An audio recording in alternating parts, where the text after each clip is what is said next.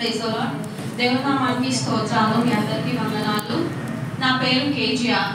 నేను sun city గంధంగూడలో ఉంటానండి.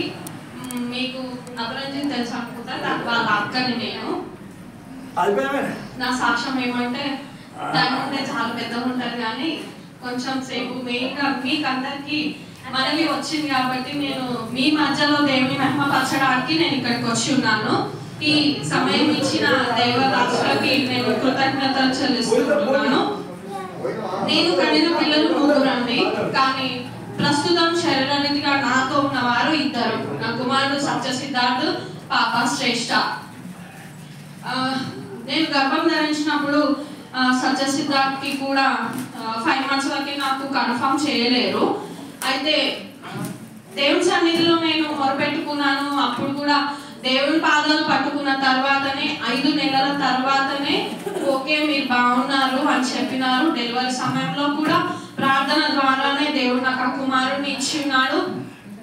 అందుకని దేవుని నామానికి నేను స్తుతులు చెల్లిస్తున్నాను. మరొకటి పాప శ్రేష్ఠ. అమ్మాయి 5 months, 6 months, 8 months వరకు చాలా మంచిగా ఉందండి. 7 months పూర్తయిన తర్వాత 8th month లో గ్రోత్ స్కానింగ్ కోసం అని వెళ్ళాము. టిఫర్ స్కానింగ్ అంతా బాగుంది. 8th month లో గ్రోత్ స్కాన్ లో మాత్రం ఏం చెప్పిందంటే రెగ్యులర్ గా చెక్ చేసే చెకప్ లో ఈ షోల్డర్ దగ్గర కాళ్ళు థైస్ ఈ 2 బోన్స్ అనేవి షార్ట్ వచ్చినాయి అని చెప్పిండ్రు. అయితే మళ్ళీ 2-3 times స్కాన్ చేసి కూడా అదే చెప్పిండ్రు. ఇంకా అది నార్మల్ గా చెప్పిండ్రు వాళ్ళు, కానీ మా హృదయం అనేది ఇంకా దేవునికి ఎరుక.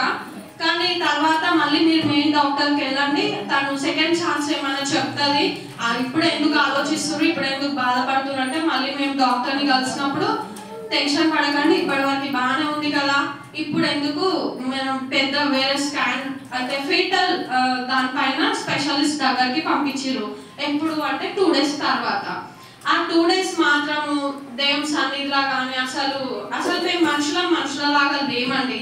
ఎందుకంటే 7 నెలలు అంత బాగున్న పాప, గర్భంలో ఉన్న శిశువు ఏ విధంగా ఉంది అనేది దాని మూమెంట్స్ అన్ని తెలుసు కాబట్టి ఆ 8th month అట్లా చెప్పేసరికి అసలు మొత్తం ఎట్లా డిస్టర్బ్ అయిపోయినాము.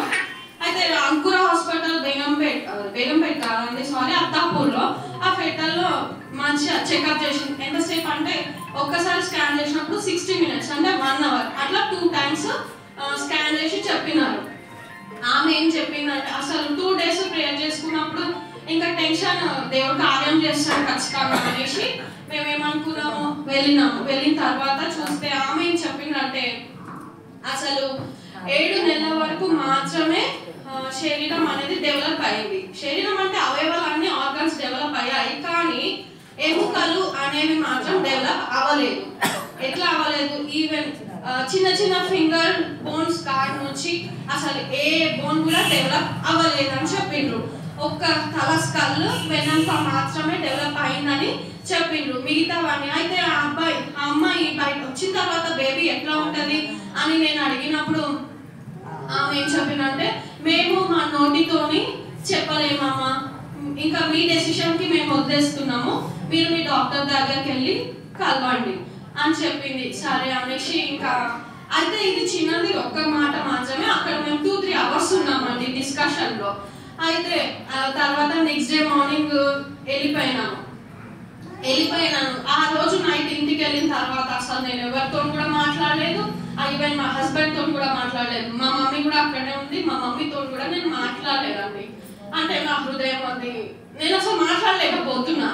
అయితే నెక్స్ట్ డే హాస్పిటల్కి వెళ్ళి డాక్టర్ దగ్గరికి వెళ్ళినప్పుడు ఆమెకు ఆల్రెడీ నన్ను చెక్ చేసిన మేడం చెప్పేసింది అనమాట పరిస్థితి ఇది అని. ఆమెనే అసలు షాక్లో ఉంది డాక్టర్ అట్లా ఎట్లా జరిగింది అని.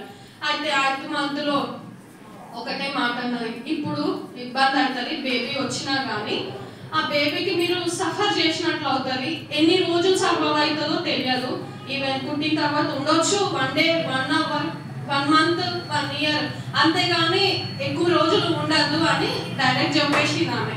ఇప్పుడు పరిస్థితి ఏంది మాది అని మేము డైరెక్ట్ డాక్టర్ని అడిగినప్పుడు మీరు తీయించేసుకుంటేనే బెటర్, టర్మినేట్ చేసేసేయండి అని చెప్పి.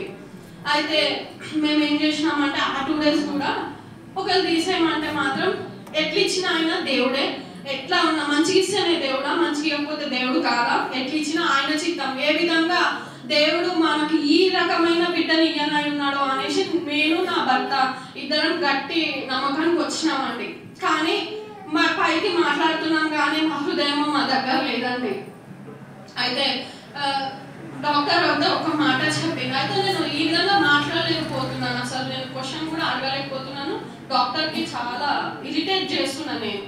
ఆమె ఒక్కటే మాట, మీరు బిలీవ్ చేస్తారు కదా, మీరు దేవుడిని చెప్పలేము, దేవుడు మిరాకిల్స్ చేయొచ్చు అనేసి అన్నదామె.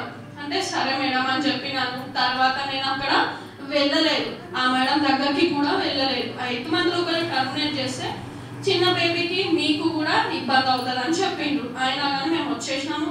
దాని తర్వాత దైవజనులు వస్తున్నారు, విశ్వాసులు వచ్చినారు, అన్ని ప్రార్థనలు అందరికీ తెలిసిన వాళ్ళందరికీ చెప్పినాము. వాళ్ళు వస్తున్నారు, బలపరుస్తున్నారు, అన్ని చెప్తున్నారు. ఒక్కటే మాట, నేను సత్య విషయంలో దేవుని మాత్రం ఖచ్చితంగా నేను ఆయన మీద కోపపడో లేకపోతే బాధపడి నేను ఆయనను నా కుమారుని నేను అడిగిన, దేవా నువ్వు కావాలి నాకు ఖచ్చితంగా. నేను ఫస్ట్ కుమారుని నేను 7 నెలల్లో పోగొట్టుకున్నా.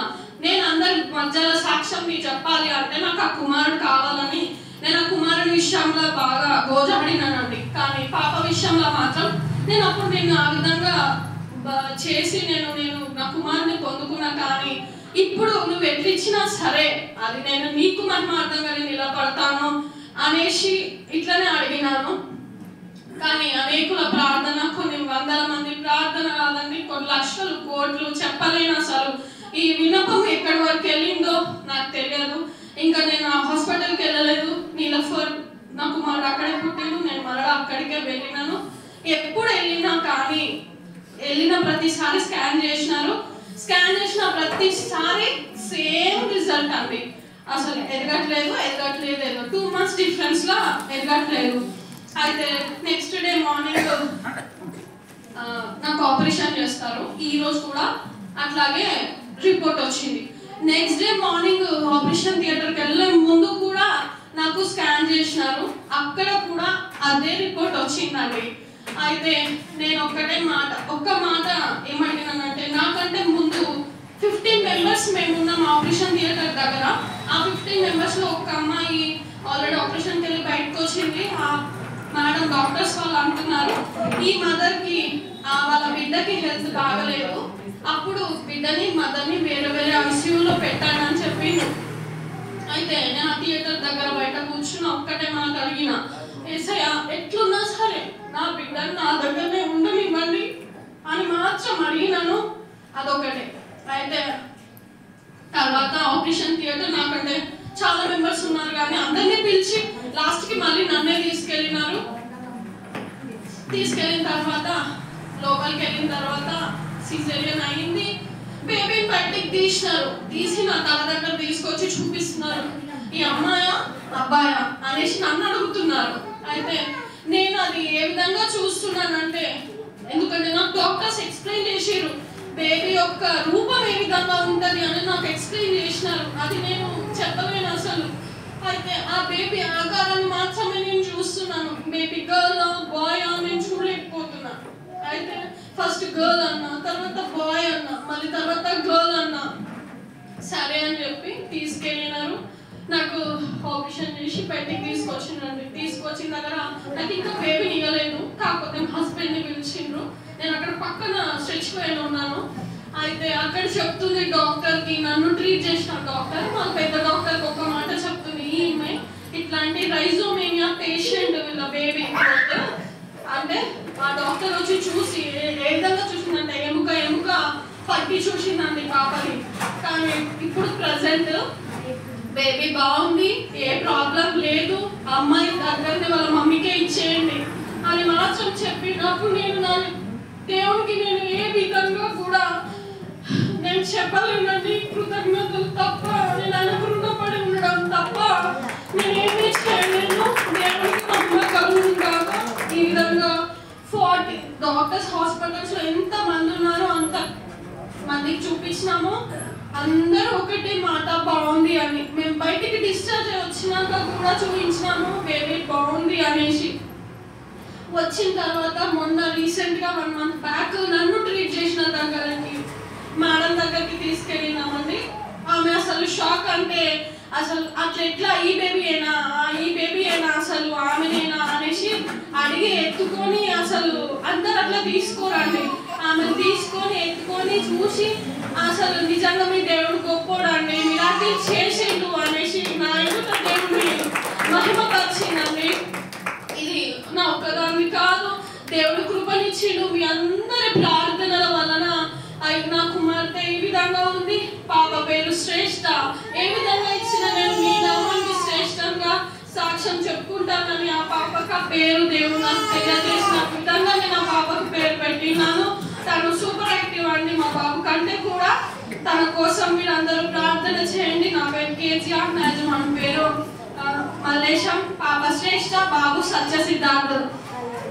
ఈ కార్యము మీ అందరి వలన దేవుడి నామానికి మహిమకరంగా ఈ సాక్ష్యాన్ని తెలియజేస్తున్నా. సమయం ఎక్కువ తీసుకున్నాను, దయచేసి క్షమించండి. మనుషులకి డాక్టర్లకి సాధ్యం కానిది దేవునికి సాధ్యం, సమస్తము సాధ్యం అన్నాడైనా. మరి